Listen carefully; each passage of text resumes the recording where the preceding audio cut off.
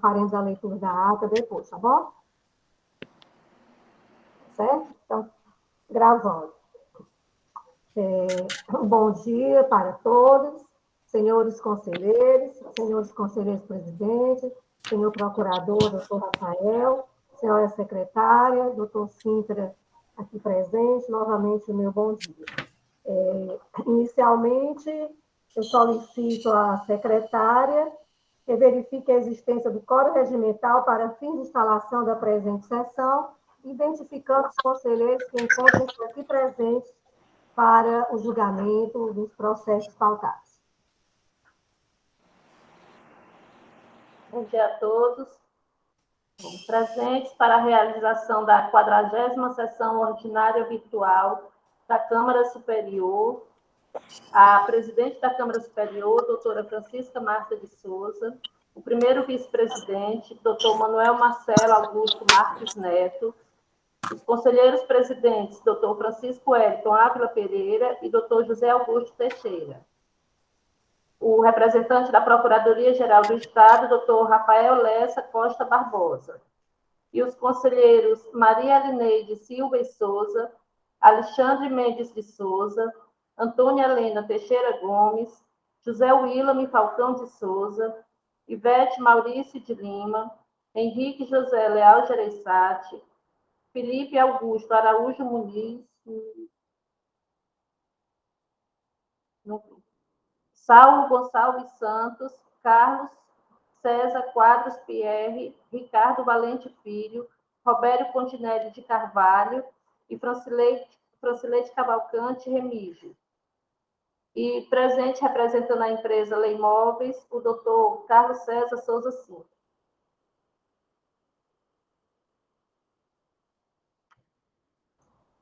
Sintra, quando fala seu nome agora, só sinto já a falta do Tiago, né? Que é sempre o Tiago, eu já estou olhando se o Tiago não está aqui na sessão. Tá não, né? Não. Então, ok. Eu registro que eu, Francisca Marta de Souza, investida na função de presidente do Conselho de Recursos Tributários, conduzirei na forma regimental essa sessão de julgamento por videoconferência. As sessões de julgamento não presencial por meio de videoconferência encontram amparo legal nas portarias 145/2017 e 140/2021.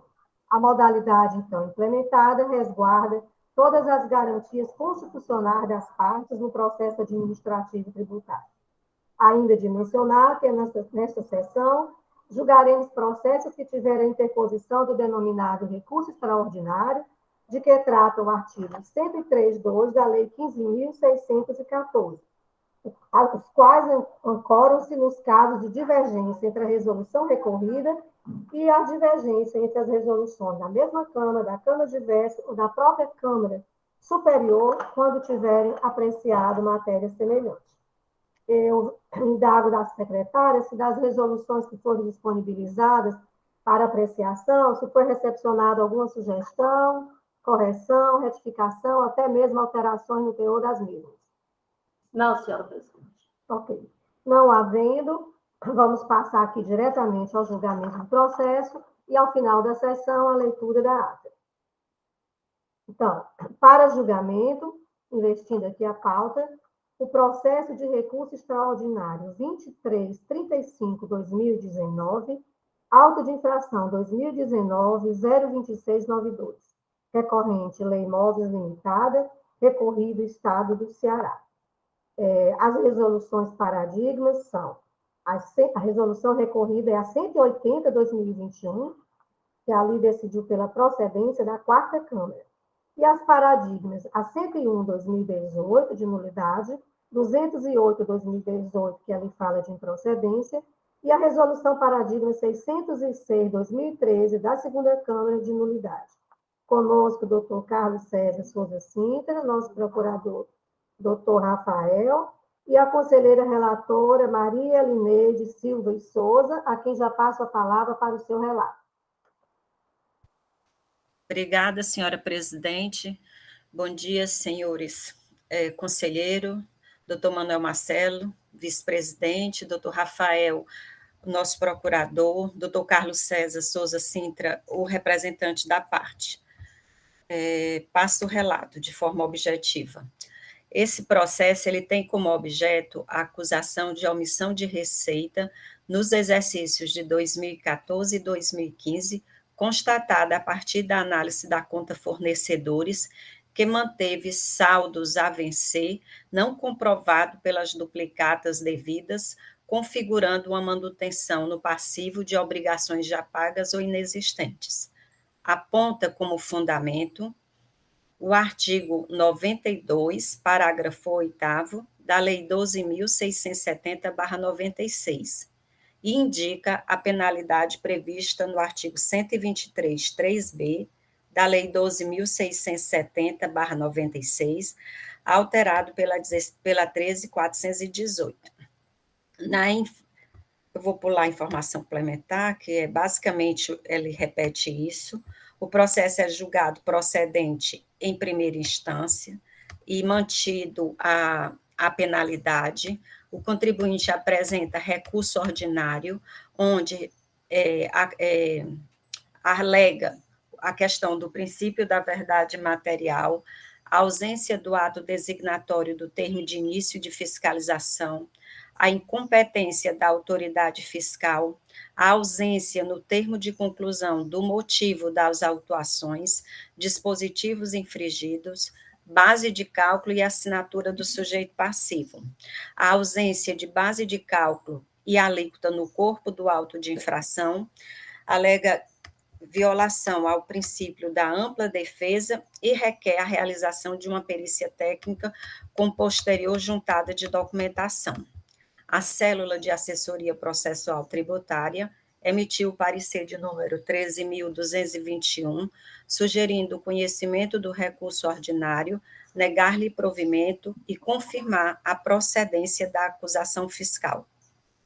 Submetida a julgamento na 42ª sessão ordinária de 2021 da Quarta Câmara, no dia 23 de julho de 2021, após afastar as nulidades suscitadas, a Câmara decide pela procedência da acusação fiscal, de acordo com o parecer emitido pela Célula de Assessoria Processual Tributária e a manifestação oral do representante da douta Procuradoria-Geral do Estado.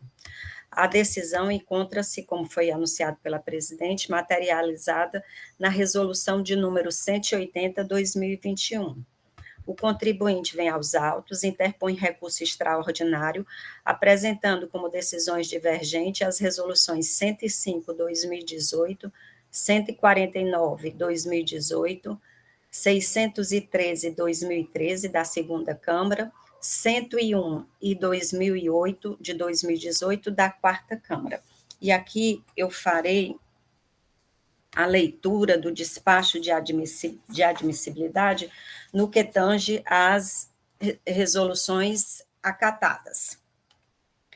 A resolução 180, ora recorrida, trata da acusação de omissão de receita baseada na existência de um passivo fictício nos exercícios de 2014 e 2015, uma vez que a empresa autuada apresentou no final dos referidos anos saldo de valores a pagar a fornecedores em montante superior, o que se apurou por meio de duplicatas, com vencimento em 2015 e 2016, respectivamente mencionada nas notas fiscais que lhe foram destinadas. A Egrégia Câmara de Julgamento, ao apreciar a demanda, afastou as nulidades suscitadas pela recorrente e, no mérito, decidiu pela procedência da autuação, por entender que os saldos informados pela autuada, como a pagar em 31/12/2014 e 31/12/2015, eram superiores ao somatório das duplicatas a vencer, respectivamente, nos exercícios de 2015 e 2016, informado pelos fornecedores em seus respectivos documentos fiscais de venda, caracterizando a presunção de omissão de receita prevista no artigo 92, parágrafo 8º, inciso 2, da Lei 12.670/96. Em seu recurso extraordinário, a empresa autuada alega que a decisão recorrida manteve a acusação fiscal sem, contudo, analisar os elementos que deveriam integrar a conta fornecedores. Ao seu ver, reside exatamente neste ponto a divergência de julgamento entre a resolução recorrida e as resoluções paradigmas de número 101 e 208 da Quarta Câmara de Julgamento. Prossegue no seu arrazoado, afirmando que, na resolução recorrida, o agente do fisco utilizou o saldo existente na conta fornecedores para lavrar o auto de infração, sem demonstrar o saldo inicial da conta no início do exercício, isto é, sem demonstrar que a conduta infracional foi efetivamente praticada durante os exercícios fiscalizados. Aduz que, em casos similares, o Conselho de Recursos Tributários declarou a nulidade do auto de infração, uma vez que a análise do saldo da conta implicaria necessariamente a análise de períodos anteriores que não estaria compreendido pelo mandado de ação fiscal.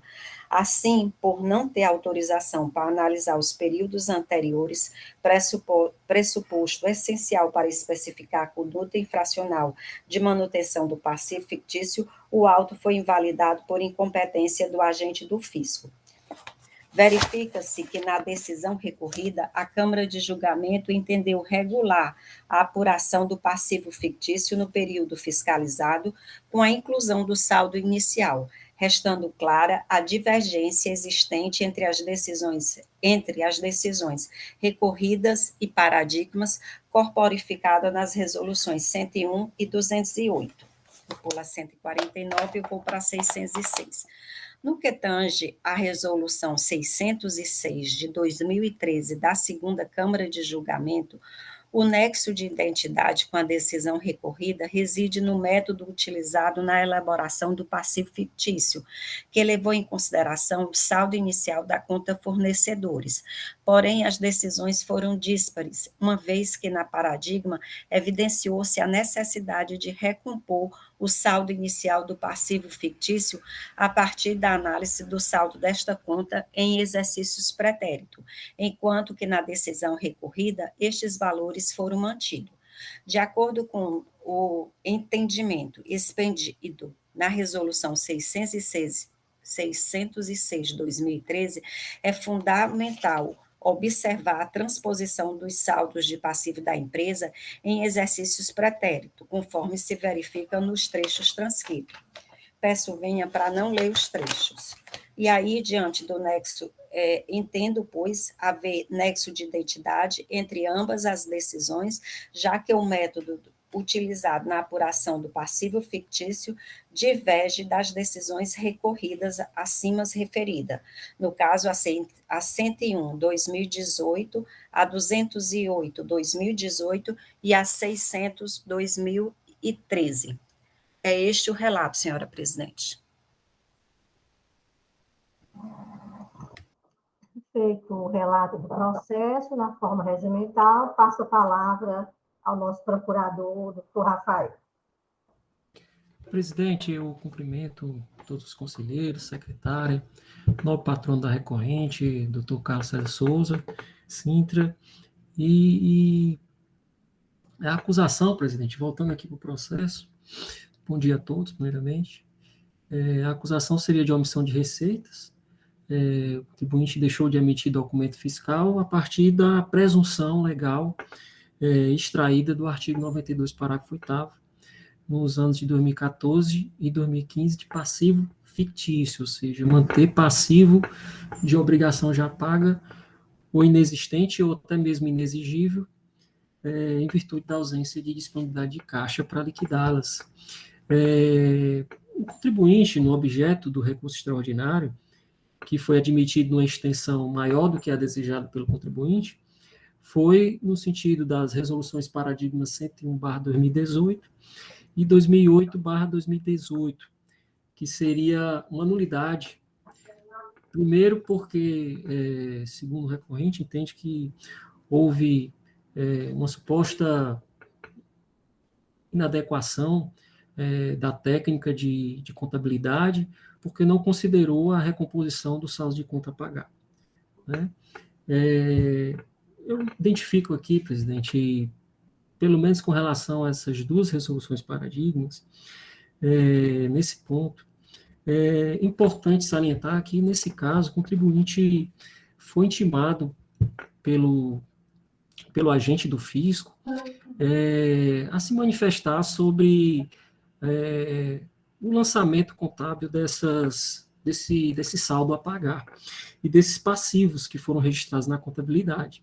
E não obstante essas intimações, o contribuinte foi eminentemente não colaborativo, ou seja, não apresentou, se manteve inerte durante o prazo da intimação, e durante todo o procedimento fiscal, ele também não aduziu de perícia, não apresentou nenhuma documentação no sentido de impugnar especificamente o auto de infração, né, o levantamento fiscal que foi realizado.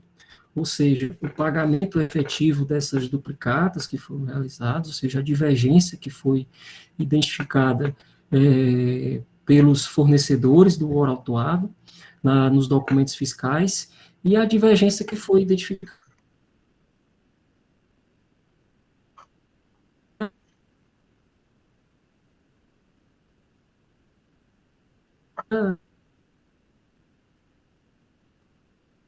E está falhando. Falhou, Rafael. Está travando. Está travando, doutor Rafael. Travou.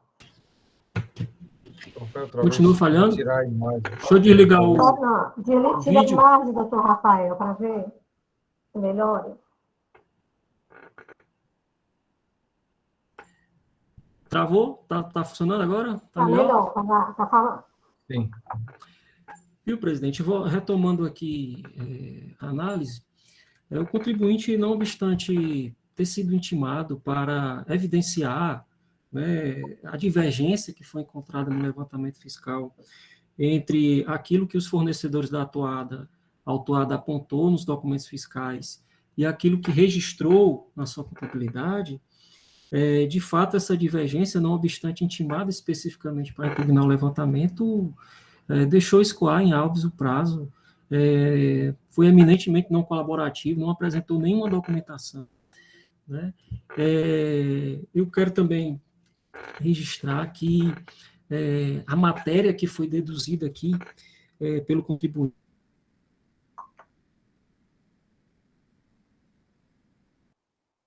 inovador. Não, total aqui.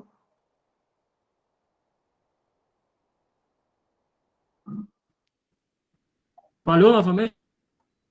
Continua travando, doutor Rafael. Presidente? Rafael, quer falhar? sair e voltar para ver se Eu é. vou fazer outra conexão aqui. Tá, sim. Melhorou agora, melhorou, presidente.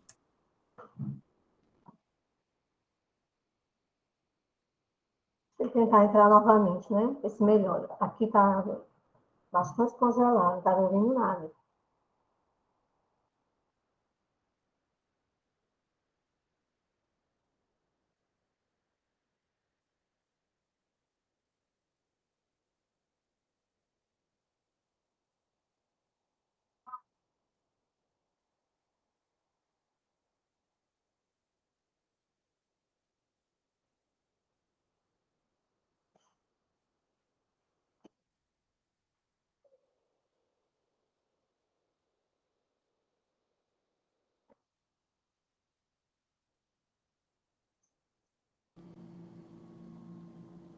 Me escutam bem?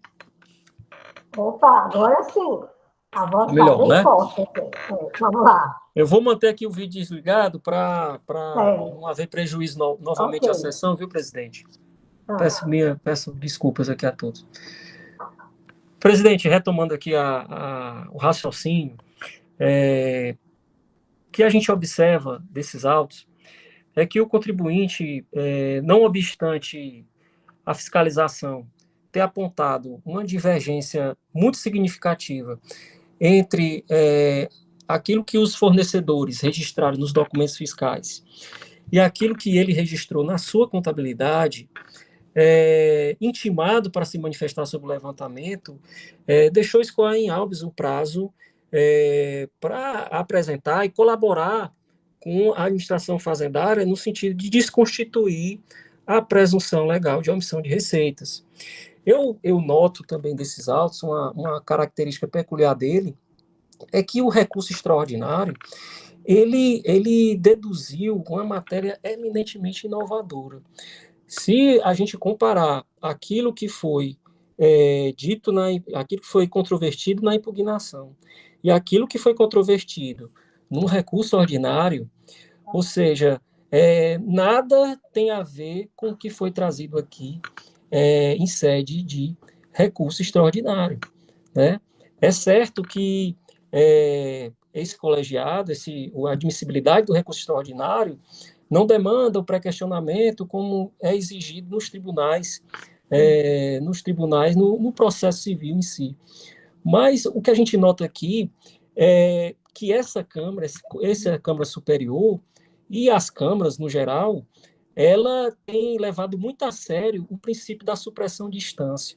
E aí eu indago se o próprio contribuinte poderia fazer essa supressão, ou seja, se ele poderia suprimir o debate dessa matéria nas instâncias ordinárias, ou seja, na decisão singular, ou seja, perante o julgador singular e perante a Câmara de Julgamento, porque, de fato, essas questões elas não foram controvertidas no âmbito, nos debates, né, da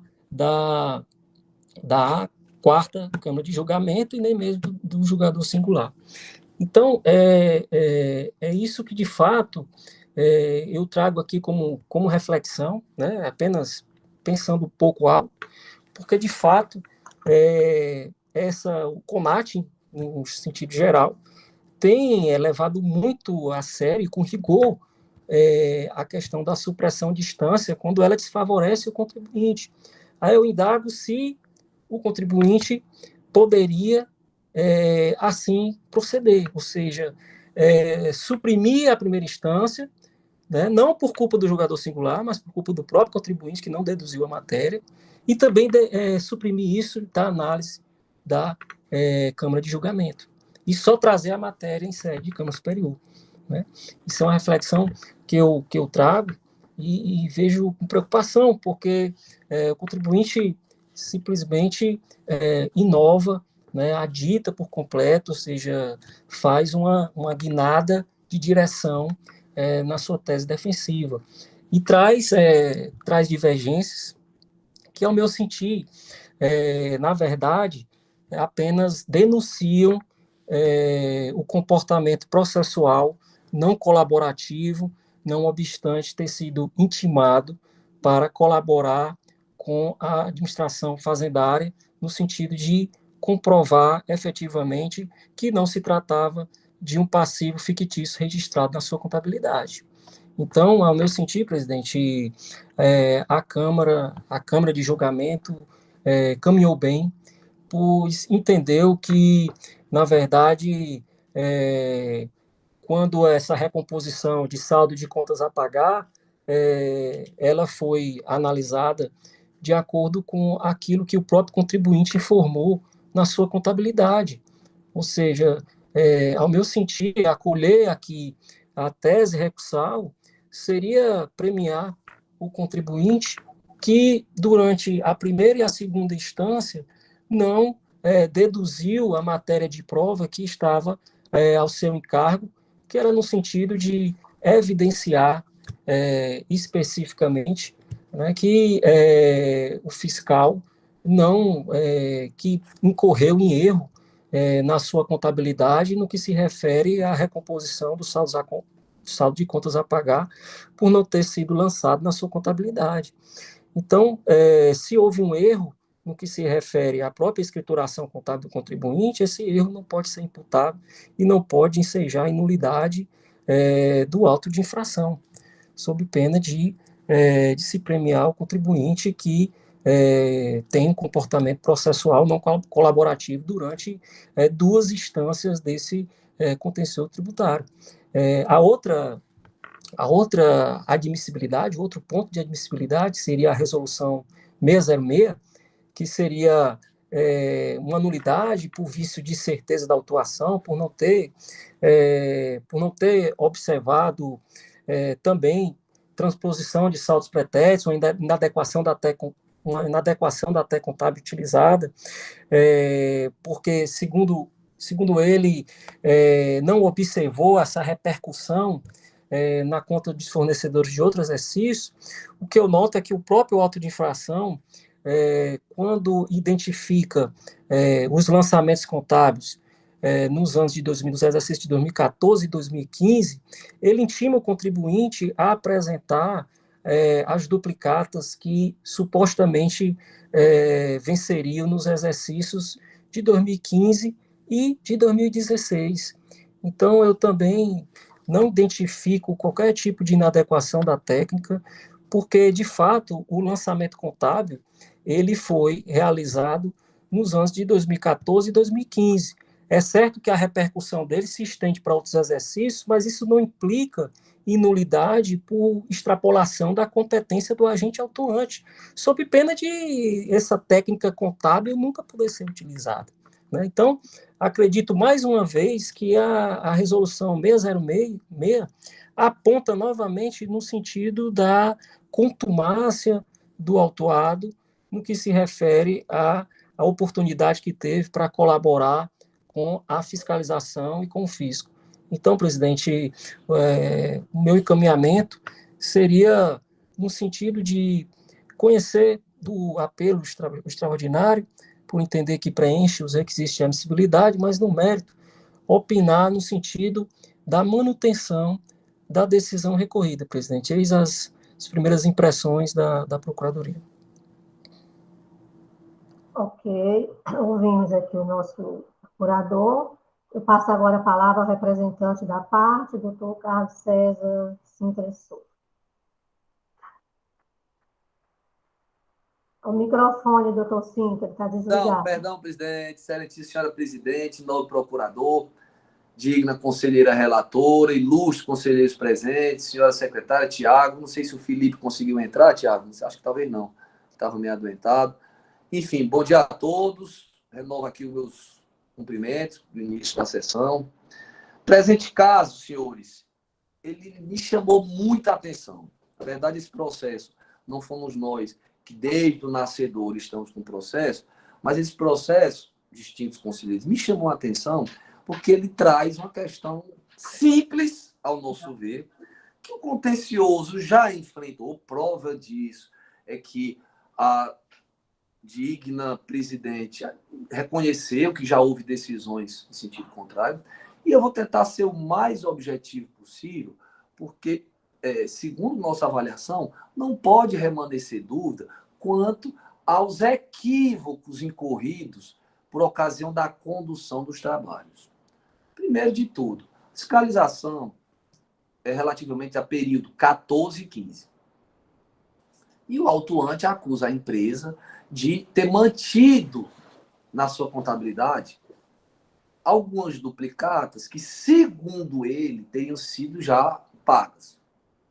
Ele alega, olha, e todos nós sabemos lá da contabilidade que quando isso ocorre porque se presume, conselheiros, que a pessoa usou recurso marginal no sentido de estar à margem para efetuar esses pagamentos.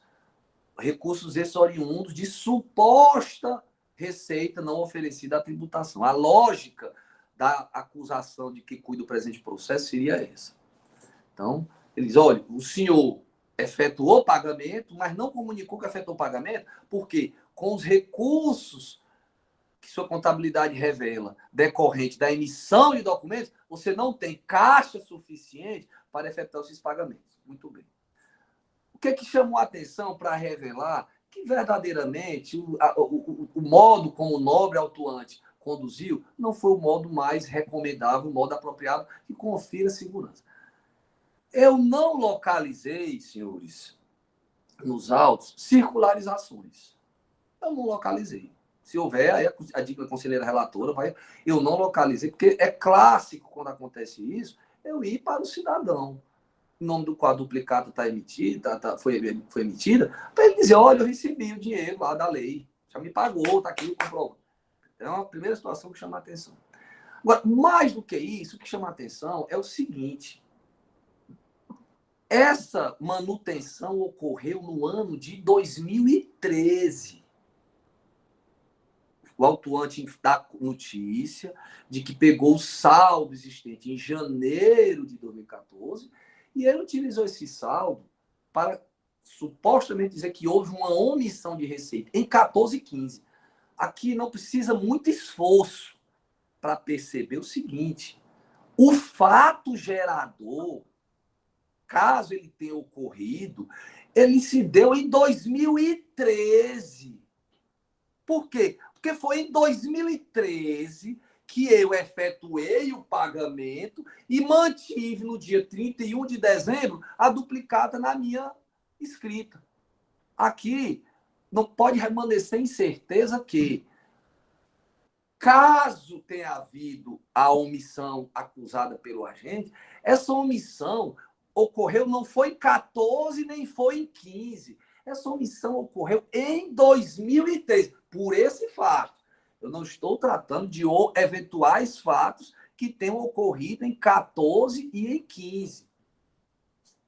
Então, na nossa modesta avaliação, isso traz aqui um equívoco incorrido.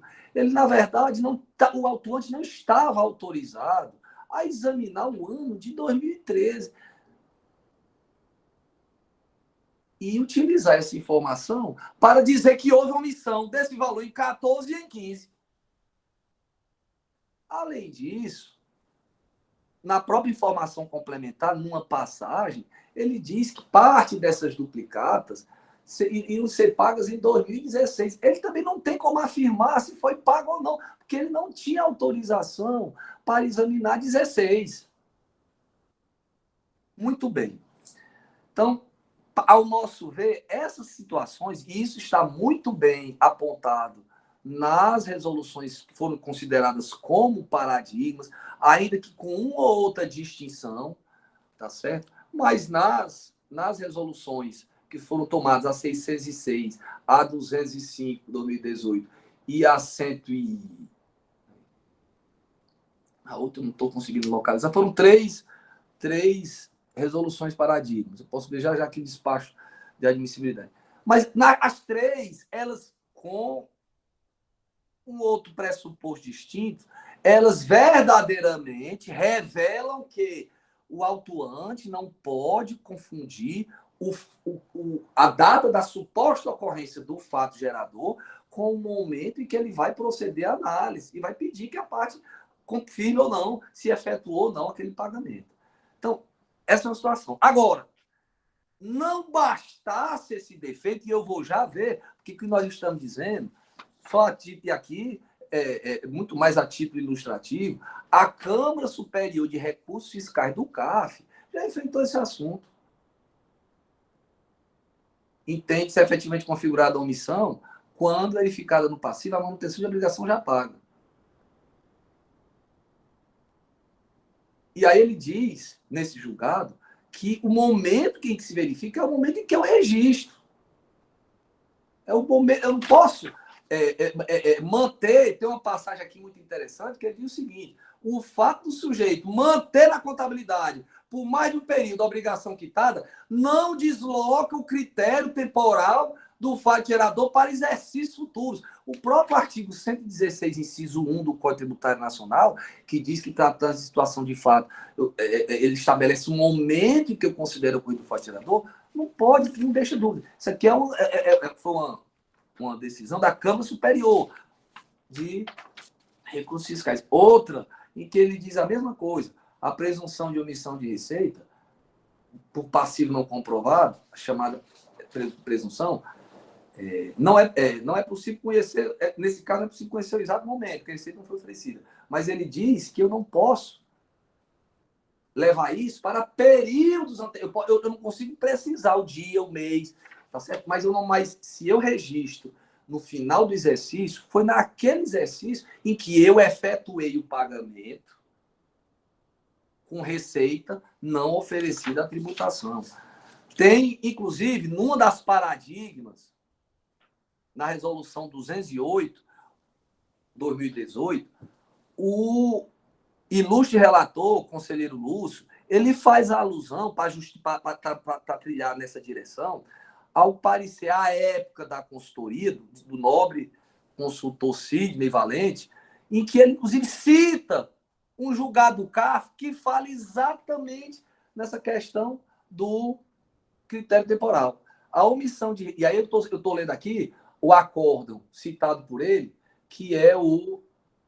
Deixa eu soltar aqui. É o 1.402.001.511. Ele cita outro. Ele cita o 9101.002.340.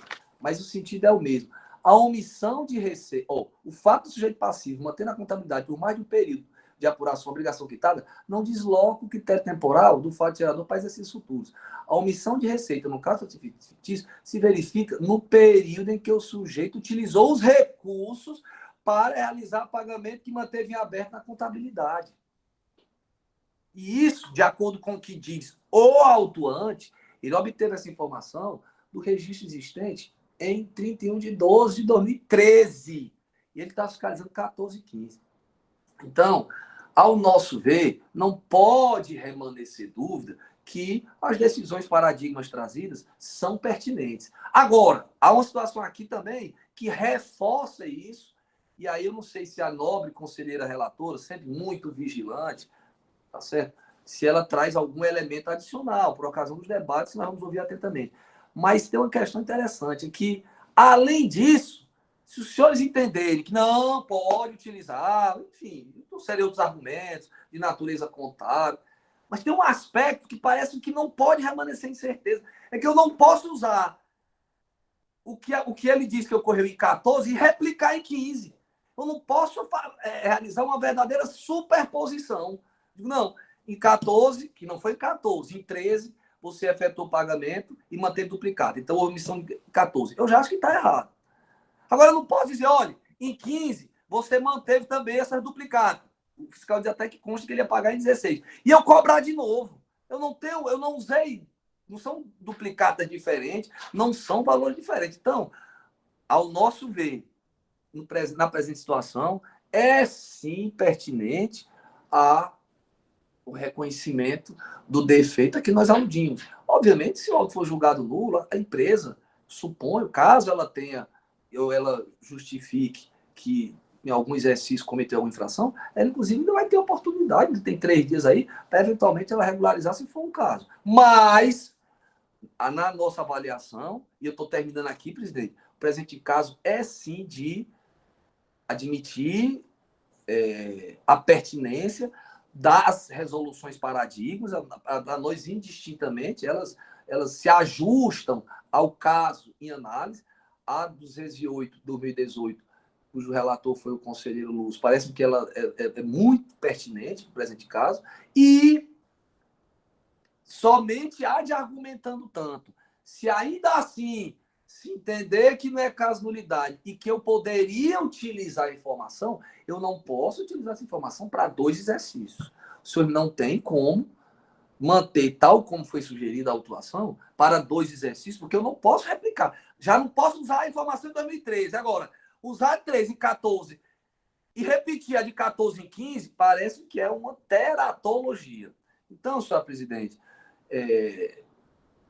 o entendimento que nós julgamos mais oportuno para o presente caso é que o egrégio Conselho Pleno decida pela nulidade da presente autuação, tal como indicado pelas resoluções paradigmas, e aí eu estou aludindo aqui, porque, se eu não me engano, tem uma ou outra que pode falar aqui em procedência, os fundamentos podem ser distintos, mas nós entendemos que a metodologia adotada não foi a metodologia apropriada, tá certo? Daí porque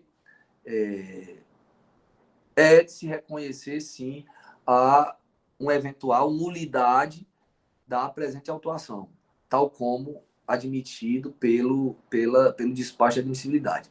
Reitero, e aí eu vou ouvir, presidente, antecipadamente, se por ocasião dos debates de alguma dúvida, a gente gostaria, eu e o Tiago, só de prestar alguns esclarecimentos. Mas eu reitero, se os senhores entenderem que não, que a metodologia foi apropriada, que eu posso usar uma informação de outro exercício e que a omissão não ocorreu em 13, ocorreu em 14, para mim eu não posso ter dúvida nesse respeito. Se o senhor entender assim, não há como manter na forma como se encontra, tendo em vista que eu estou superpondo, eu estou duplicando, entre aspas, uma manutenção de duplicata que, segundo o autuante, não houve a comprovação.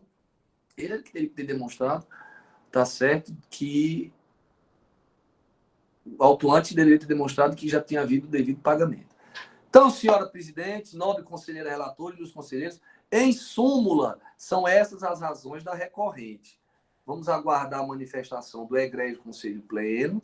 Se por ocasião dos debates de alguma questão pontual, presidente, nós queríamos ter a oportunidade de proceder a um outro esclarecimento para auxiliar os nobres conselheiros na tomada de decisão. São as nossas razões. Vamos aguardar a manifestação do egrégio Conselho Pleno. Obrigado, presidente. Bem, ouvimos aqui os representantes da parte.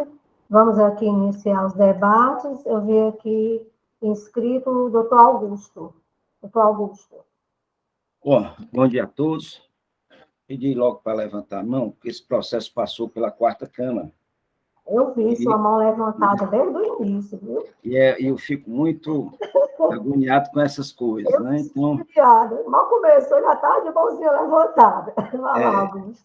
Primeiro, vamos tocar no que nos interessa.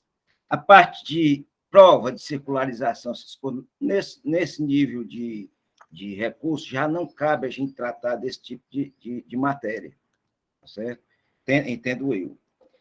Em relação ao processo propriamente dito, tá certo? A autuação é de 2014, 2015. Metodologia, 2014. Tranquilo, porque o fiscal não tem competência para fiscalizar o saldo inicial de 2014, que é o final de 2013.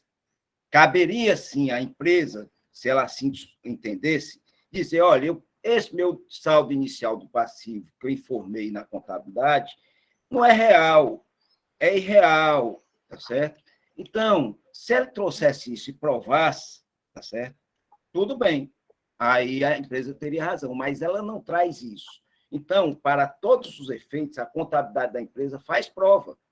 A empresa informa que o passivo inicial dele é aquele, o final de 2013 e a inicial de 2014. Quanto a isso, eu não tenho nenhuma dúvida. O nosso problema vai acontecer em 2015, certo? E aí sim, a empresa tem razão em dizer que em 2015, tá certo? O fiscal, tá certo? Já tinha feito uma auditoria e tinha dito na autuação, que é o auto-infração de 2014, que existia um passivo fictício. Ora, se existia um passivo fictício de 2014, ele teria que refazer o passivo de 2015. Tranquilo, tá certo? Nesse sentido, é que eu vejo, de maneira bem fácil, que 2015 é para ser reduzido do valor de 2014. Para evitar, como o doutor Carlos Sintra trouxe, realmente uma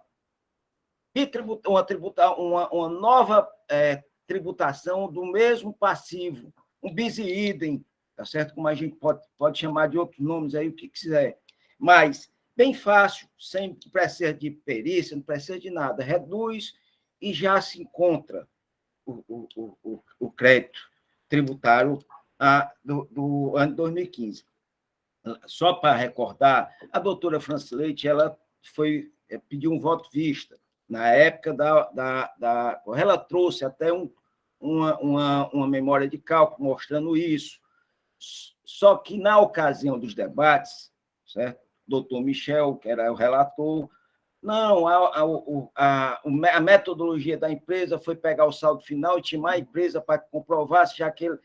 Tá certo? Então, não acabou se deixando essa, no meu entender, equivocada a decisão da Câmara, tá certo?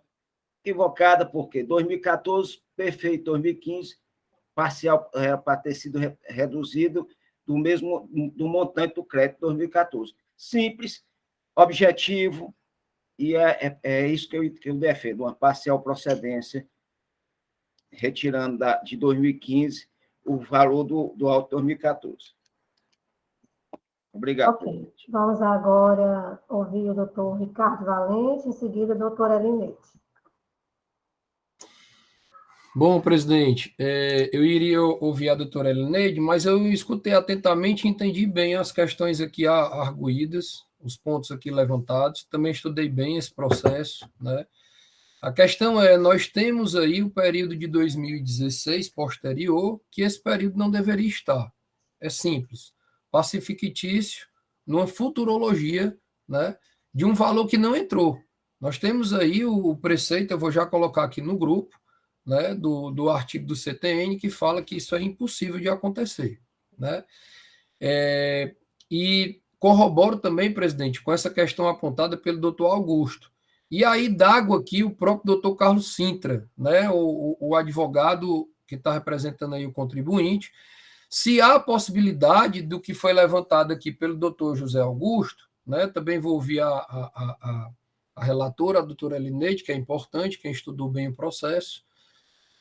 Se há essa condição, presidente, eu não sei se a gente poderia colocar, e se puder eu já faço a propositura para Vossa Excelência como relator, tá, como conselheiro, julgador, de forma regimental, se há possibilidade da gente entender esse processo por uma parcial procedência, se a parte concorda com isso, se isso pode ficar em ata, para quê? Para realmente fazer justiça fiscal, porque se houve o levantamento e houveram as omissões nos anos de 14 e 15, e não houve de 2016, não há sentido a gente não entender pela parcial procedência. Lógico, eu sei que tem uma questão de ordem aqui sobre o recurso o parecer da admissibilidade do recurso extraordinário, que entendeu pela subida, pela nulidade, porque não existia, talvez, e eu tentei procurar aqui, presidente, eu também não vi, né, resoluções paradigmas que falassem de parcial procedência nesse caso, e não, realmente eu não vi, acho que é por isso que o Sintra e os advogados aí da parte juntaram a nulidade, mas se o doutor Carlos Sintra concordar e a parte concordar e ficar isso registrado em ata por uma parcial procedência, ele assumindo que existe o passivo em aberto dos anos anteriores ao de 2016, e se ele concordar com isso e a Câmara puder votar de maneira extemporal aqui, e se puder, eu já faço uso do regimento para convocar Vossa Excelência que coloque em votação, eu entendo que seria a maneira mais correta de fazermos aqui, presidente, justiça fiscal, o contribuinte pagar o que ele realmente deve, né? E se ele concordar com isso. Antes de eu prosseguir, presidente, com minha fala, eu queria ouvir o advogado da parte para saber o que é que ele diz em relação a isso e, posteriormente, Vossa Excelência, para saber se pode colocar em votação para a Câmara Superior, que é soberana, para entender nesse sentido, porque se a empresa deve ao fisco, a parte que lhe deve, isso sendo reconhecido aqui, como o doutor Augusto levantou, é simples, porque no processo eu verifiquei que é só a gente suprimir o ano, é só retirar o ano, não precisa de cálculo complicado, retirou o ano que é indevido, o cálculo está lá. Se a empresa concordar com isso e Vossa Excelência entender que a Câmara é soberana e colocar em votação, eu entendo que seria a melhor maneira de fazermos aqui, presidente, justiça fiscal. Obrigado, presidente. Ok. Até antes de indagar ao doutor Sintra e, logicamente, ao doutor Rafael, eu queria ouvir a doutora Maria Elinete. Obrigada, senhora presidente. Eu vou fazer alguns tópicos que eu fui anotando à medida que as pessoas foram se pronunciando. De fato, assiste razão ao doutor Rafael, quando ele diz o seguinte: nenhum desses pontos foi aludido quer seja em defesa, quer seja em recurso. Mas, como ele próprio afirmou, não existe o pré-questionamento na questão do recurso extraordinário. Isso eu acho que a gente pode superar, né? Agora, com relação à questão dos saldos, esses saldos iniciais, tanto a parte como os nobres conselheiros, eles têm que entender que isso aí foram retirados da escrita contábil digital, da ECD. Então, o contribuinte colocou lá na ECD dele esses valores, foi entregue à Receita Federal e foi acessada ao fiscal, e o fiscal acessou esses dados por meio de requerimento que é feito ao setor competente da Secretaria da Fazenda, que faz a Receita Federal. E, como disse o doutor Augusto, eles são a expressão do que a empresa apurou.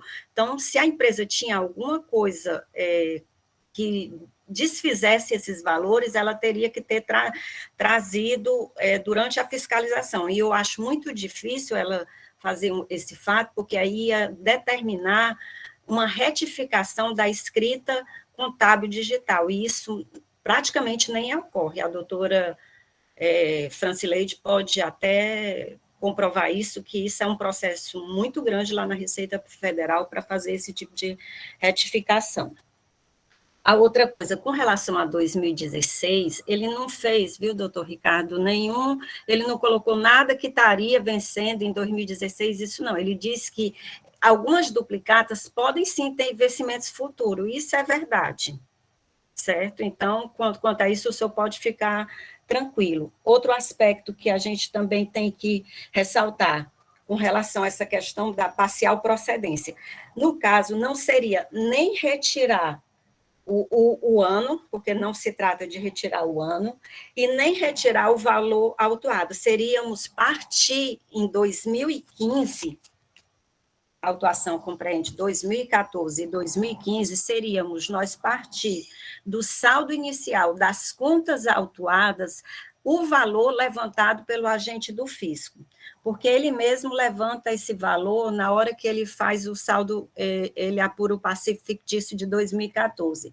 Ele bota duplicatas a vencer em 2015. Então, esse seria o saldo inicial dessas contas em 2015, que ele apurou. Inclusive, munida assim, desse entendimento, quando eu estava analisando esse processo, eu também me dirigi até a célula de perícia fiscal para pedir uma ajuda se o meu pensamento estava correto, e refiz a planilha a partir desse entendimento.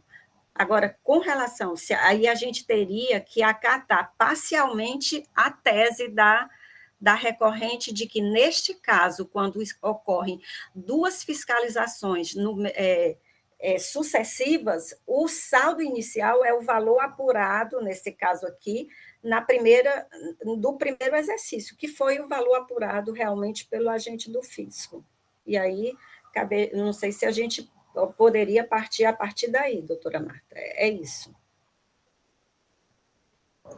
Doutora Elinete, me tire só uma dúvida, por favor, me permita, senhores conselheiros, a tirar essa dúvida. Então, pelo que estão sendo expostos, em 2015, o saldo inicial, certo, dele, na realidade, já contém a autuação de 2014, não é isso?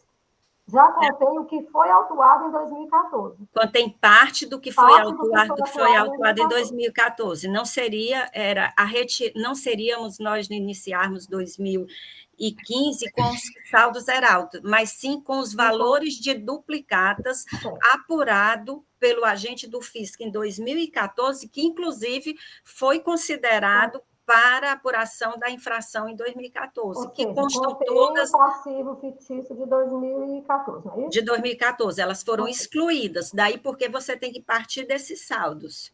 Ok. Então, algum outro conselheiro, doutor Cíntia, eu lhe passo já a palavra, só ver se tem aqui algum outro conselheiro. Presidente, era mais ou menos isso que eu estava falando em relação ao que a doutora Elinete falou, tá? É só para deixar claro que eu corroboro do mesmo pensamento. A única questão que a gente vai ter que ultrapassar aqui é o entendimento dessa possível parcial procedência. Entendi, doutor Ricardo. Entendi. A minha dúvida era só essa, eu queria só dar continuar aqui esse momento com os conselheiros. Em seguida, eu vou escutar o doutor Rafael e o doutor Sindra. Algum outro conselheiro, fora o doutor Augusto? Deixa a Francileide falar aqui, em seguida eu passo para ti, que ela não falou ainda. Já, viu, doutora Francileide? É rapidinho, Augusto. É só para colaborar aí um pouco com o que a Elineida está falando. Realmente, zerar os saldos de 2014, a gente não poderia fazer isso, né, contabilmente. Retificar a ECD, Elineida, a gente pode, o contribuinte, ele pode fazer uma retificação dos valores, né? Claro que, dependendo da retificação, ele poderia pagar alguma multa e tudo, porque retificar ECD não é tão fácil, ele teria que refazer toda a escrita dele. À época, sim, eu pedi vista, eu estou até com pedido de vista aqui, eu fiz uma planilha, né, com o saldo inicial de 2014, porque a nossa grande dúvida na Câmara, à época, como o doutor José Augusto falou, era se o saldo de 2014 estava contido em 2015. Por quê? Porque tinham duplicatas a pagar, a receber, aliás, em 2016, e ficou essa dúvida. Quando a gente fez a planilha, né, o Michel era o relator, e a gente ficou fazendo as simulações, se realmente esses saldos estavam contidos em 2015. Na época ficou a discussão lá, se sim ou não, mas a gente chegou à conclusão, e aí foram... eu estava até olhando também a ata, porque já faz tempo, mas a gente chegou à conclusão que aquelas duplicatas a receber em 2016, por isso que o fiscal faz menção a 2016, elas estavam contidas em 2015. Mas pela essa ótica que você está falando aí, e aos outros conselheiros, aclarou mais, porque se ele estava com a escrita fiscal dele em 2014, já com um passivo fictício, então isso tudo foi levado com saldo para 2015. Então, eu acho que ele poderia retificar, retirando 2014 o passivo fictício, que aí, em 2015, não teria mais essas diferenças de passivo fictício. Era só isso. Vamos ouvir o doutor Augusto, em seguida o doutor Carlos Pierre. Presidente, é rápido, só para justificar, porque uma decisão que pode vir como improcedência pode ser para parcial procedência, tá certo? E vou justificar. Digamos que em 2014 o passivo fictício do autuante fosse R$1 milhão, tá certo? Em 2015, esse mesmo R$1 milhão, tá certo? Resultado, 2014, digamos que ele tenha feito 2 autos separados, um de 2014 e outro de 2015, tá certo? Primeiro auto, procedente. Segundo auto, improcedente. Por quê? Por bis e idem, já tinha sido autuado em 2014. Então, nessa lógica é que eu entendo, tá certo? É uma lógica matemática simples, que às vezes uma improcedência, trazida em nível de Câmara Superior, pode se tornar uma parcial procedência, tá certo? Então, é só para justificar, porque eu entendo que, nesse caso aqui, é bem fácil. É só isso, presidente. Obrigado. Ok. Doutor Carlos Pierre. Muito obrigado, presidente. Eu ia ter outras considerações sobre a nulidade e tal, mas vou me restringir a essa questão aqui. Eu só queria chamar a atenção que não precisa o contribuinte fazer qualquer tipo de retificação, não. Ele já fez o lançamento dele, já fez a escrita dele, sofreu uma fiscalização e a administração fez um lançamento de ofício. Feito esse lançamento de ofício, ou seja, ele já corrigiu 2014. Então, quando ele diz aquele passivo fictício 2014, que ele é fictício em 2014, ele já acelerou. Então, o contribuinte não precisa fazer uma retificação retirando. Então, o que passou para o saldo 2015, a própria administração ele retirou com o lançamento de ofício. Não precisa haver essa retificação. Então, nós podemos ir diretamente, sim, para passar a procedência, sem exigir retificação alguma, porque o próprio fisco assim o fez. É só isso, senhora presidente. Ok. Doutora Elineide. Não, era só para esclarecer o doutor Pierre, quando eu falei retificação difícil, era se fosse pedido no início da ação fiscal, certo? Não era nesse aspecto. Daí, porque que a gente tem que considerar os saldos, certo? E aí, senhora presidente, a questão de considerando as duplicatas que têm a vencer em 2015, que foram apuradas, apresentaria, a gente tem os valores de diferença e aqui já levantado, viu? Posso falar aí, doutora? Elineide, bem rapidinho, presidente. Muito só acessar rápido. A planilha, viu? Só um minutinho, enquanto a senhora escuta o doutor Sintra, eu vou baixar a planilha, viu? Doutora Elineide, rapidinho, presidente. Então, a senhora já tem esse cálculo feito pela própria perícia, não é isso? Ela está procurando aqui, Ricardo. Ela está olhando isso aqui. Okay? Vamos aqui ouvir o doutor Sintra. Presidente, uma das questões que eu iria perguntar, eu estava colocando aqui, era se realmente a doutora Elineide já tinha, porque o doutor Ricardo me coloca na parede perguntando, a empresa topa, a empresa não topa? Eu disse a vocês que, ao nosso ver, se a empresa eu tive a informação do contador da empresa que, existindo qualquer irregularidade no período, a empresa tem sim a disponibilidade de se valer do tratamento interessante que a legislação do Refis está fornecendo no presente momento. Obviamente que se a doutora Elineide já tivesse esse número, eu me sentiria muito confortável em saber esse número, até porque para também não assumir aqui absolutamente nada, presidente, embora não... Mas eu tenho esse senso de responsabilidade. Agora, sobre as outras questões que são trazidas, eu queria só dizer duas observações, até ainda respondendo ao nobre conselheiro Ricardo. Eu me recordo, presidente, eu acho que foi na gestão da conselheira, da doutora Antônia, teve um processo no Conselho Pleno, envolvia falta de recolhimento, falta de escrituração de documento e falta de recolhimento de CMS. E o auditor, presidente, ele somou as notas e calculou o valor, jogou 18%. E, na ocasião, nós evidenciamos que não podia ser assim, porque havia produtos de informática e tal. Na sessão, isso me marcou, na sessão, tá certo? Eu me lembro até quem era relatora, porque ela era relatora e era consultora à época, a doutora Adair Balina calculou na sessão. Ela pegou e, obviamente, que eram poucas notas fiscais. Por que eu estou evidenciando isso? Porque, obviamente, que nós sabemos que há, sim,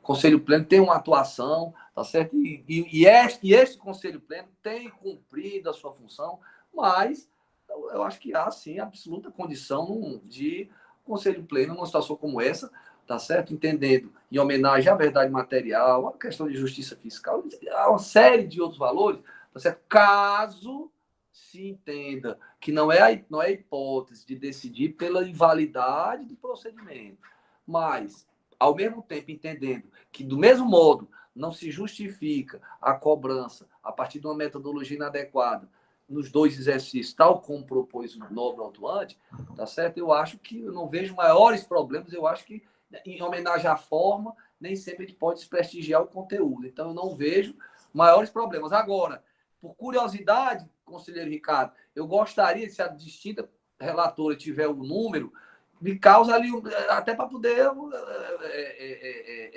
saber se... Porque a nossa expectativa é que com essa duplicação, o valor vai cair expressivamente. Mas se a distinta relatora tiver, pode facilitar. De nossa parte, a gente vai insistir, sim, na nulidade, mas, como eu disse no início, se por qualquer motivo o Conselho entender que não é o caso da imprestabilidade da metodologia, que pelo menos eu não utilize os dados de maneira duplicada, ocasionando aí uma situação que certamente levará o contribuinte a prosseguir a discussão no judiciário, coisa que nós não desejamos.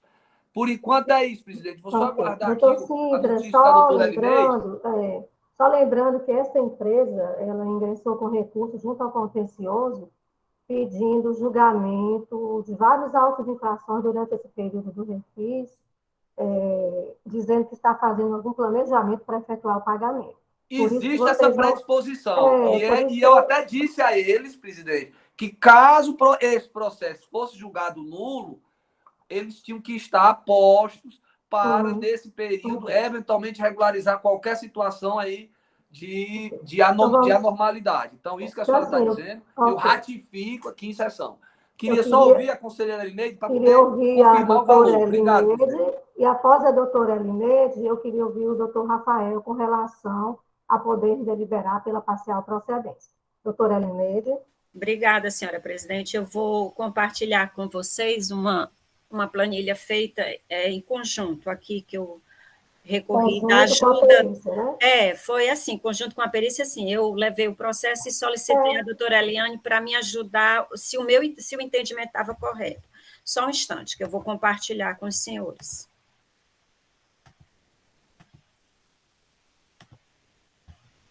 Vocês estão visualizando? É porque na hora que eu estou compartilhando, eu não os vejo. Então, né? O saldo inicial, vamos, pegando aqui as contas, né? Esse aqui é 2014, certo? Esse valor aqui é que eu falo que a gente tem que considerar como saldo inicial, porque a própria fiscalização tanto considerou para fins de diferença, como também ele deve ser transportado. Aí ele vem transportado aqui para a Esmaltec, 120 mil, de duplicatas a vencer referente a 2014, 137 mil na conta da Irmol, e 855 mil na conta da Moval. Esses valores de duplicata a vencer, que foram apurados aqui pelo agente do FIS, que nós estamos transpondo aqui, segundo a informação complementar, ele partiu da análise das notas fiscais emitidas por essas empresas e aquele campo duplicatas que consta das duplicatas, né, emitidas. Então, ele fez a partir daí. Então, nós teríamos a diferença de 2014 permanece a mesma, né? E a de 2015, a gente teria essa diferença aqui, para cada uma dessas contas. Deixa eu ver se eu totalizei aqui embaixo, senhores, só um instante.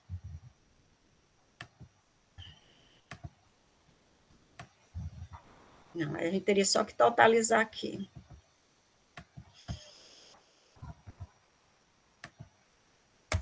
Eu acho que está muito bem explicado, viu, presidente? Está aqui. A doutora Elineide trouxe tudo pronto. Totalizando. Ele sai de... Se os senhores estiverem com o auto de infração, ele sai de 4.126.535,81 para 1.070.968,68. E a de 2015 é esse o valor. Presidente, o valor do imposto a pagar, será que a doutora conselheira dos dois exercícios, ele tem esse número, se for possível, presidente? Eu ficaria... Só multiplicar vezes 17. Só 17, né? E a multa é 30%. Né? Eu vou botar aqui, igual a esse, vezes 17%. Igual a esse, vezes...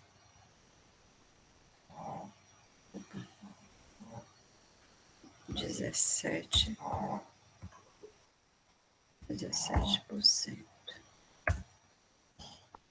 Deixa eu refazer aqui. 764, mais ou menos. Ainda que está errado, é porque eu botei 2 vezes 17%. Dando 182, é isso mesmo. É isso aí, mesmo. juntando os dois, não é isso, doutor Augusto? Juntando os dois. Esse, mais esse. É porque aí você está diminuindo. Estou diminuindo porque eu deixei negativo. Está negativo, você deixou um negativo. Mas Mas é 700 mesmo, Augusto. Eu vi aqui, você está correto. Só vou botar um menos aqui. Doutora Elineide, a questão do cálculo que pode ser feito depois, né? Aí, 764. É até mais importante nesse momento do que o próprio cálculo, né? Ok? eu gostaria agora de ouvir, porque assim, é algo típico, né? Final de mandato, a gente sempre aqui se conduziu no sentido de seguir o que tem nas paradigmas, ok? Se nós observarmos, nós temos aqui paradigmas, inclusive, de nulidade e de uma improcedência, que eu não tratei como improcedência, porque é o mesmo fundamento da nulidade. Fiz menção, no geral, como se fosse uma nulidade. Então, o que nós temos que decidir aqui eu acho que a doutora Helena, me passa já a palavra, só concluir aqui para mim não esquecer, certo? Então, a gente sempre se conduziu dessa forma. Então, assim, eu gostaria, se fosse o caso, como no caso específico tem os dois exercícios, e na realidade se está mostrando este erro, certo?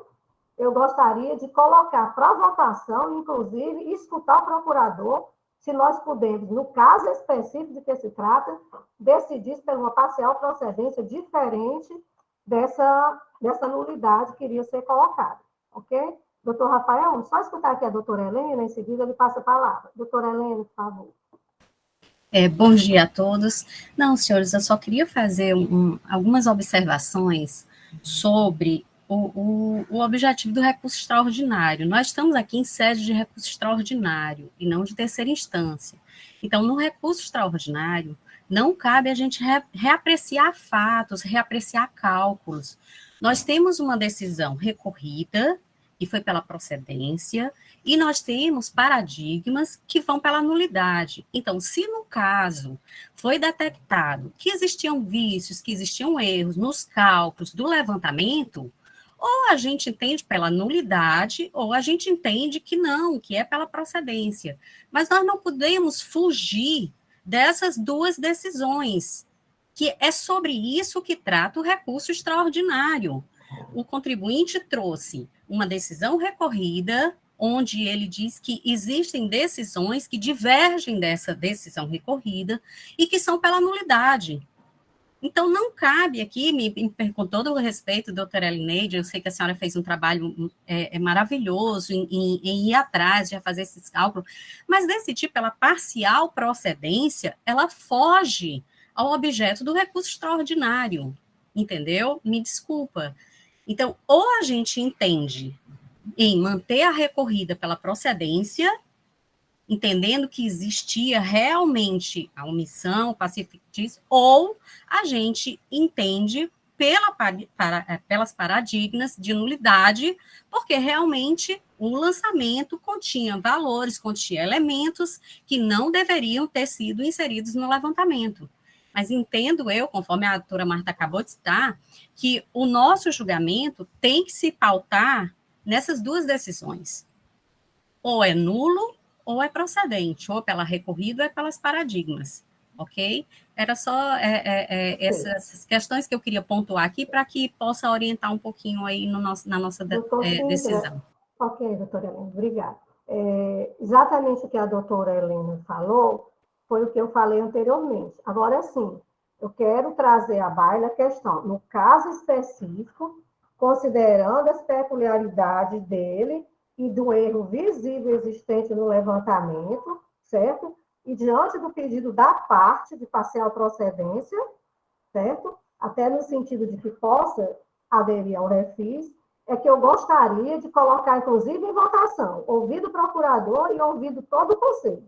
Se nós podemos, nesse caso específico, colocar uma parcial procedência. Eu acho que é uma decisão que não vai ser arbitrária da parte da presidente de dizer, eu entendo que é uma parcial procedência, mas eu vou escutar todo o conselho com relação a dizer se acata ou não, no presente caso, a parcial procedência, eu acho que fica bem mais democrático. Então, vamos começar aqui escutando o nosso procurador, em seguida o doutor Sintra.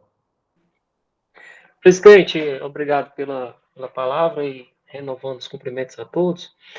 O que eu noto aqui, presidente, são dois conflitos aqui. Ou se declara a nulidade por completo, ou acolhe uma parcial procedência, né? Ou se acolhe a paradigma, né? Eu acredito assim,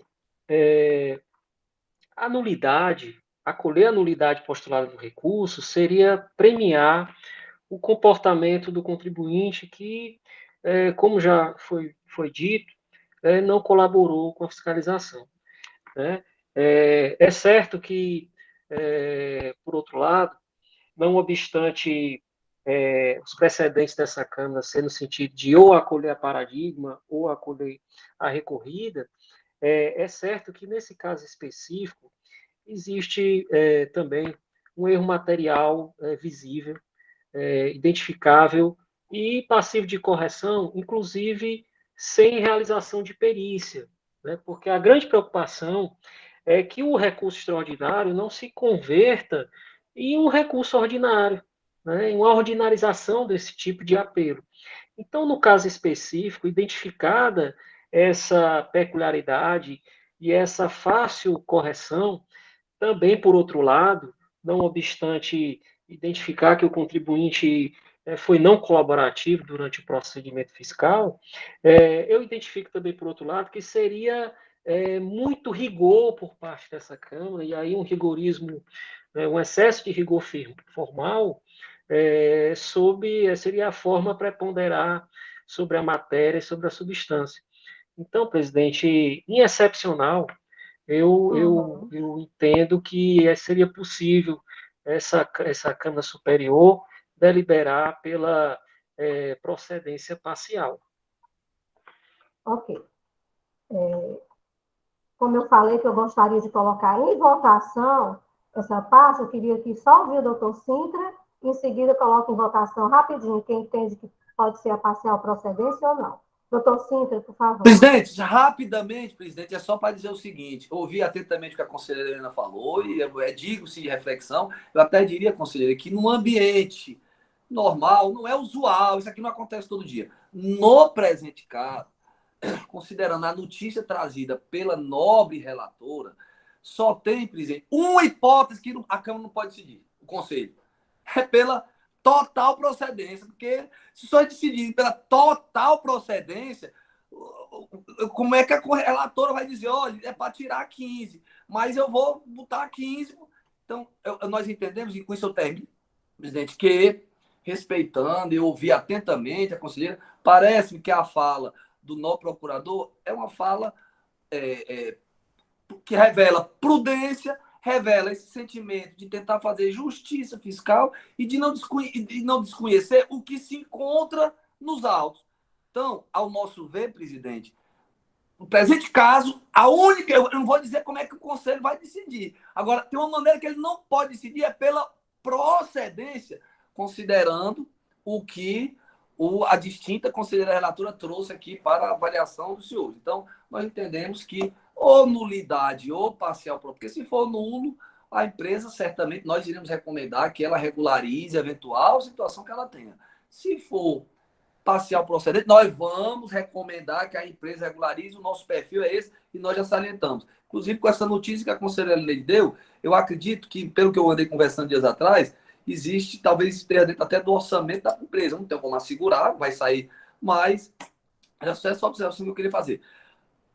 Procedência, eu não sei se os nobres conselheiros têm condições de votar pela procedência, considerando as nuances do presente caso. O distinto presidente evidenciou que isso não é usual, isso não é comum, mas caso a Câmara afaste a nulidade e decida pela parcial procedência, vai estar sendo feito pelo menos justiça, porque eu não vou estar premiando, agora vou tomar de empréstimo que o novo procurador falou, premiando o equívoco do auditor, que é manifesto. Só isso, presidente. Obrigado. Aguardemos a manifestação do egrégio Conselho Pleno. Doutora Lineide.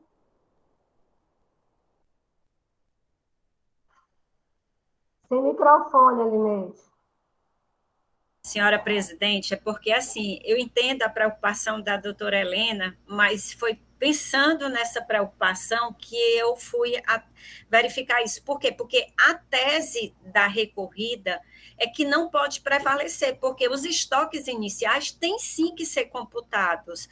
Tanto tem como nós estamos computando nessa retificação que eu estou propondo, porque eles não partem do zero, eles partem do estoque apurado pelo agente do fisco. Eu diria que a gente estaria fazendo assim uma correção, um erro material que a gente estaria corrigindo. O problema que me levou a fazer isso foi porque eu não me senti confortável com a tese trazida na paradigma de que os estoques iniciais não devem ser considerados. E o estoque inicial deve sim ser considerado. Isso é considerado tanto em levantamento contábil quanto em levantamento quantitativo. Então, foi nesse aspecto. Obrigada, senhora presidente. Ok. Eu acho que o processo já está bastante discutido.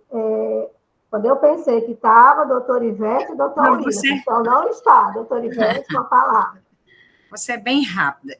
É bem interessante as questões todas colocadas aqui e a preocupação, inclusive, da conselheira Helena também, quando a gente analisa as paradigmas, a gente fica com a impressão de que seria uma terceira decisão. Mas, assim, eu acho que a gente tem que analisar a questão em relação a qual o tema da divergência aqui, sem se apegar ao resultado, à natureza da decisão, certo?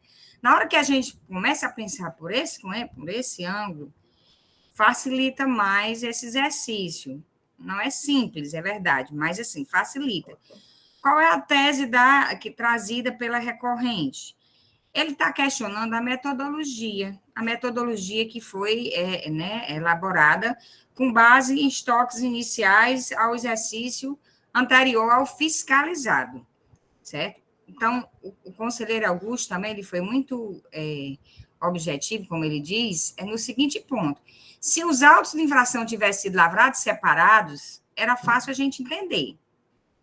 No primeiro exercício, quem entende que o estoque inicial é aquele que está na contabilidade, ficaria procedente. No segundo exercício, seria improcedente.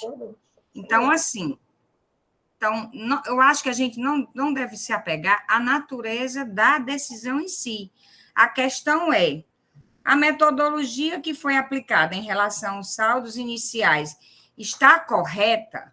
Em relação ao primeiro exercício, sim. Mas em relação ao segundo exercício, não está correta quando ele levou os saldos iniciais que estão na contabilidade e não considerou, foi o saldo em que a fiscalização apurou naquele momento. Então, na segunda parte, está incorreta.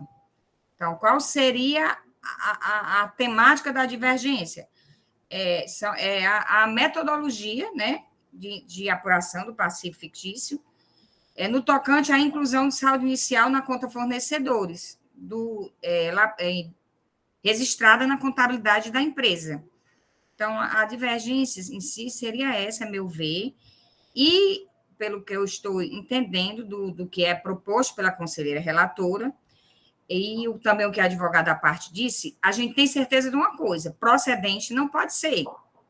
Então, se não pode ser procedente, e realmente houve uma falha na composição dessa apuração, houve uma falha na metodologia, a gente vai chegar a um resultado de crédito inferior em razão da adequação da metodologia.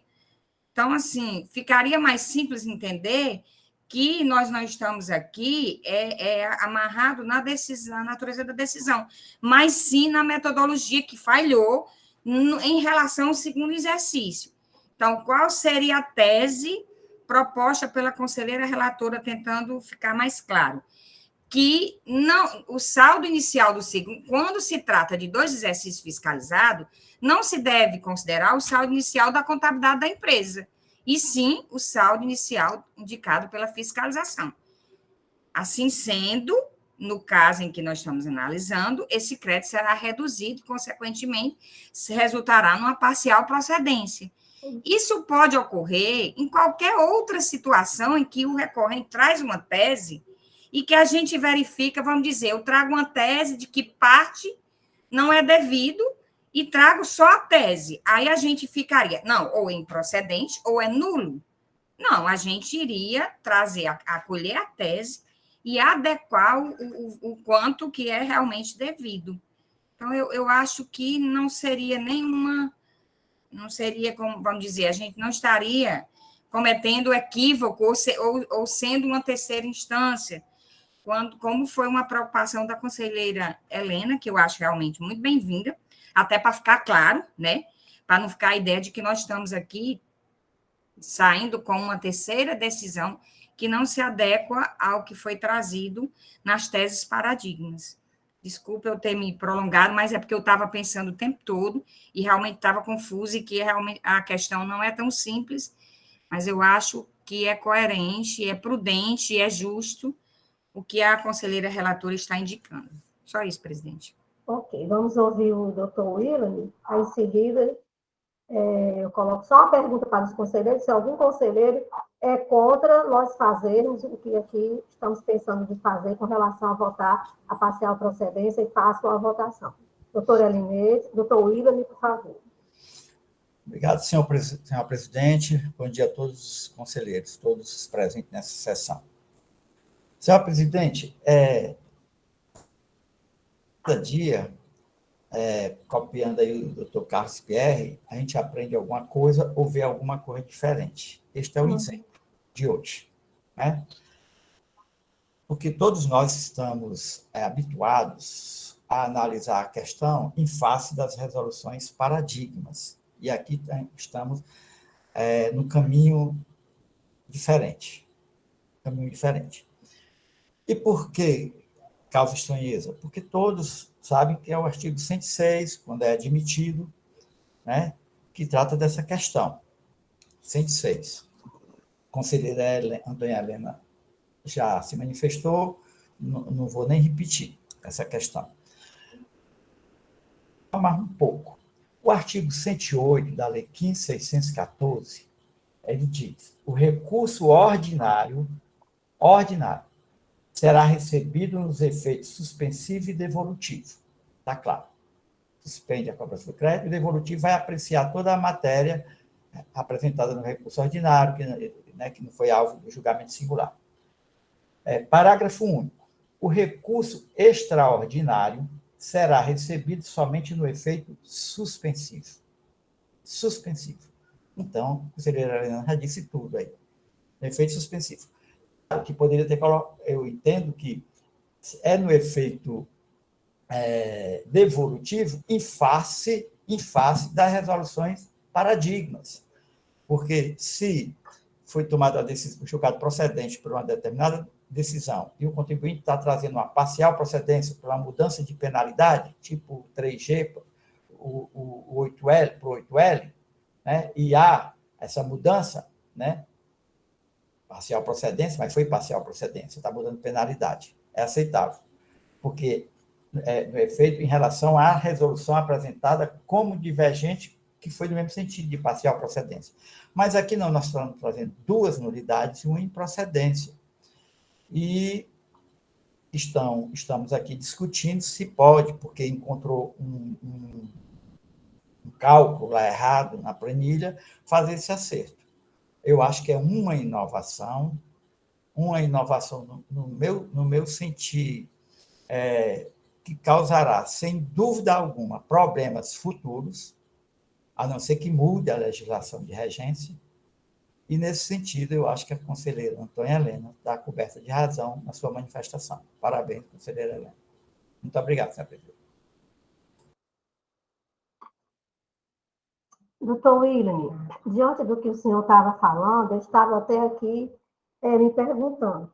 Ninguém tem dúvida de que existe esse vício material de cálculo. A autuação está 2014, está dentro do ano de 2015, certo?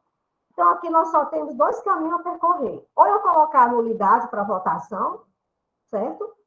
E também, assim, quem entende poderia ser uma procedência feita as devidas correções que aqui foi discutido no processo. Porque, caso contrário, só tenho aqui a nulidade. Colocar para votação a nulidade da forma que está no processo. As paradigmas. Então, assim, eu gostaria só de consultar, frisando novamente, em consonância, inclusive, com aqui já falou o nosso procurador. No caso específico, considerando as peculiaridades do caso e diante do erro visível demonstrado no ano de 2015 e diante do pedido da parte pela parcial procedência e com a nuance do procurador, eu gostaria de saber que conselheiro é contra a votação pela parcial procedência. No caso, doutora Helena. Me desculpe, senhora presidente, eu sou contra a parcial procedência, que eu entendo da forma como eu me expressei. Ou é nulo ou é procedente em termos da recorrida e da paradigma. Pronto. Só que eu estou frisando e deixarei colocado em ata, especificamente nesse caso. E quem mais? Doutor William? Não. Não? Então, pronto. Então, fica consignado, colocarei aqui o processo, então, para votação com relação à parcial procedência. Pode ser? Então, doutora Elineide, como vota? Presidente, só pela ordem, presidente. Siga, doutor Ricardo. É só para deixar claro que a parcial procedência é de acordo com os cálculos efetuados pela perícia, né? Trazidos pela conselheira relatora. Na realidade, a correção do erro. O de 2014 foi transposto para 2015, foi votar 2 vezes, né? A tributação. Doutora Elineide, como vota? Pois é, nesse sentido, senhora presidente, eu seria no sentido de afastar a nulidade e votar pela parcial procedência conforme a planilha que eu apresentei, afastando a nulidade, que aí sim, aí seria... Ok. Doutor Ricardo? Presidente, com a relatora, presidente, pela planilha apresentada pela perícia e trazida aqui pela doutora Elineide. Doutor Carlos Pierre? Com a relatora, senhora presidente. Francileide? Com a relatora, senhora presidente. Felipe Muniz? Com a relatora. Doutor Robério? Com a relatora, presidente. Doutor Saulo? Acompanho o voto da relatora, senhora presidente. Doutor William?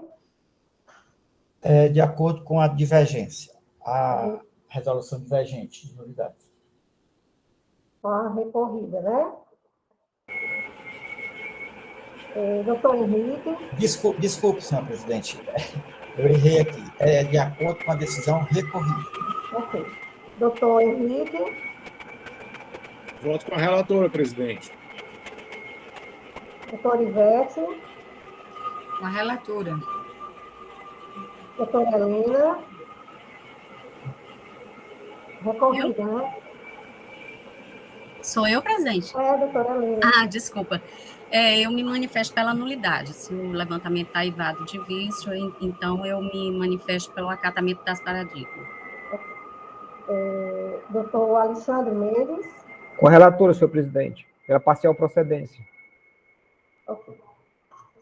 Então, no caso de que se trata, sempre deixando aqui bem claro, vou consignar em ata, que foi uma situação específica, considerando as peculiaridades do caso, diante do erro visível que foi demonstrado em um levantamento de 2014 e 2015, pedindo até ajuda à conselheira relatora já para fazer menção aos aspectos dos anos 2014, e diante do pedido da parte, e com a anuência da Procuradoria, fica, então, decidido pela parcial procedência. Cálculos a ser apresentado pela conselheira relatora, por ela realizado conjuntamente até com a perícia, nos termos do voto da conselheira relatora e em conformidade com a manifestação oral do doutor representante da PGE, fazendo menção aos votos divergentes de doutora Helena e doutor William. Se quiserem até escrever alguma coisa, Helena e William, por favor, me mande para me colocar na ata, tá? Senão, eu faço a coleta daqui mesmo da gravação. Então, eis a decisão para o processo, agradecendo o doutor Sintra, que aqui esteve conosco. E eu gostaria de pedir um intervalo de 10 minutos. Pode ser? 10 minutos de intervalo, para um cafezinho.